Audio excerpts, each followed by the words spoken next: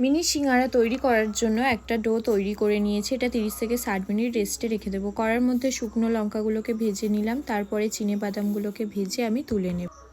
পুরোপুরি ভাজলে চলবে না, হালকা জাস্ট ভাজা ভাজা করে চিনেবাদামগুলোকে আমি তুলে নিলাম।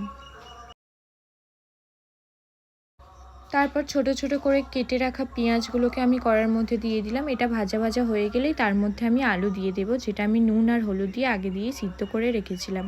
আদা বাটা দিয়ে দিলাম, নুন, ধনে, জিরে আর শুকনো লঙ্কা 5 ফোড়নের যে পেস্টটা করে রেখেছিলাম ওটা আমি দিয়ে দিলাম।